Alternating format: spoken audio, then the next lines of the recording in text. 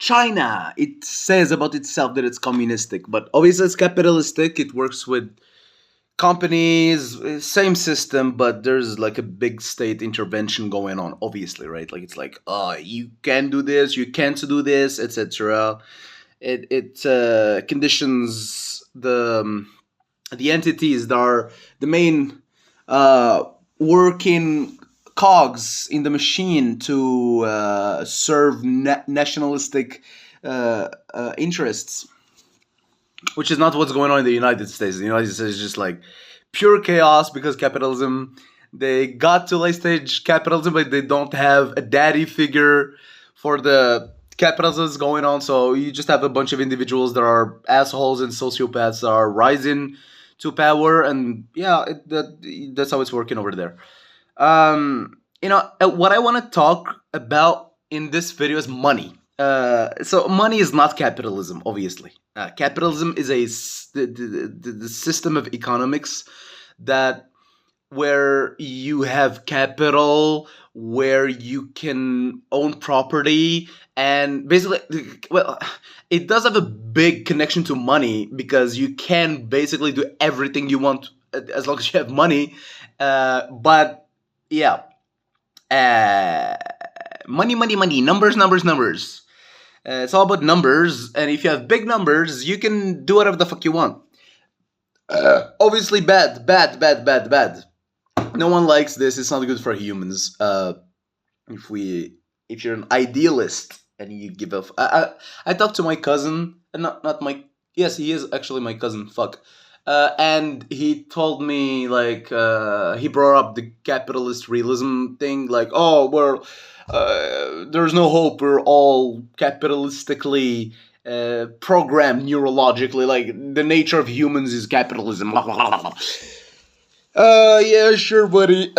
Someone lacks volition to imagine a different world because it's totally possible, but I feel like there's a huge lack of understanding of the workings, the function of society and history. But you may know history really well, but reach the conclusion of capitalist realism. But you have to add to it on top of history. You have to add how things actually work for you to understand that things could have went a different route. And it's just like since the World Wars, and the Cold War, the United States has been like pretty predominant and has won the Cold War basically against the Soviet Union. And since then we have this spread of capitalism because capitalism and communism and any economic system in general likes to be the only one that is predominant. Capitalism, because if you have more businesses open in different places, then you can dominate those places and like push your businesses, push your company to take over the world and stuff like that. And communism obviously doesn't like capitalism, and it would like to spread itself as well because, well, they're not compatible. You can't both have communism and capitalism. Although China is doing capitalism, but with an extra step of state interventionism, basically. Now, why do I want to talk about money? Because I think that in the future, money could be the main topic of humanity. Like, what the fuck are we doing with money? Because in the era of Adam Smith, in the beginning, when the father of capitalism, he created capitalism, he set the standards, he set the principles for it, and it started working out as like the free market, the invisible hand, all that. If you want something, you can vote with your money, you can push whatever business that you personally like and that you benefit from to grow further, and the product is going to be delivered to more and more people because that's what people like. So yeah, capitalism works great in theory back in the era of Adam Smith, but then we've had more regulations, we've had more sophistications in our society, in our systems, and turns out that you can buy the system itself with money. Because when money gets into politics, then obviously the people who have more money can dictate more things in politics. That's obviously a problem. But I think that the problem is actually more deeper than that. I always think that with the level of sophistication that we've reached as a global civilization, people tend to overlook the importance of looking deeper, looking into the abstract layers of what the fuck actually constitutes the system and how it works. And I think money is a problem. The reason why I say this is because imagine in a society where there's no money, the supply chains work off of not motivation based on economic gain, but out of societal obedience, let's say, right? Like the opposite of being anti-social. So basically, you wanna do your part as a cog in the machine for other humans, and you just do it. You just do it. You don't need an incentive of money being given to you so that you can increase your own number egoistically, and then you can be better than everyone else. There are a lot of problems with money. I think that as long as you have money, people are going to be individually motivated because the number is attributed to one person. It's not attributed to a community. It's not attributed to a department. It's not to an industry. It's attributed to persons. It can be a physical person or a moral person. The concept of having a moral person is a whole other fucking debate, because why the fuck is a company considered a person legally that you can sue or that it can sue you?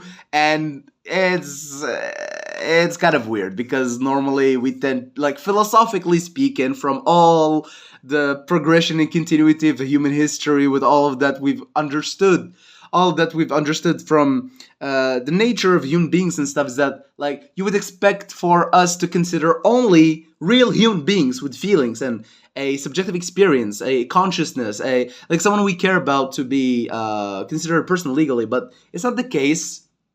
But I don't think it's not the case just coincidentally. I think it has to do with the fact that money exists, and I think that a potential society where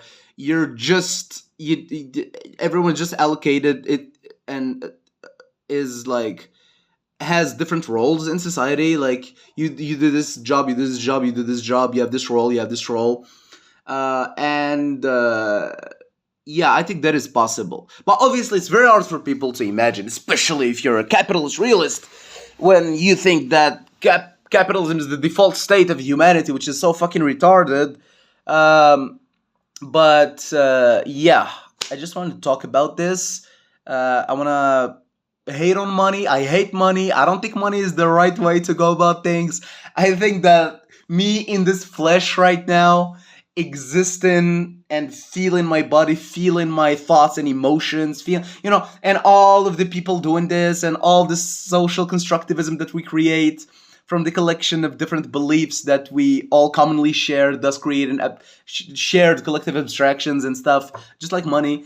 I think that it can be way more culturally themed instead of just like money, which is just a number that dictates the objective value of something. We don't even know what that something is, because it doesn't have to be a tangible material product. It can just be a service, or it can be something even more abstract than a service. It can just be whatever the fuck you want it to be, which means that we're effectively outsourcing our power to something that is not easily understandable. No economist can understand how money flows, especially on the macro scale.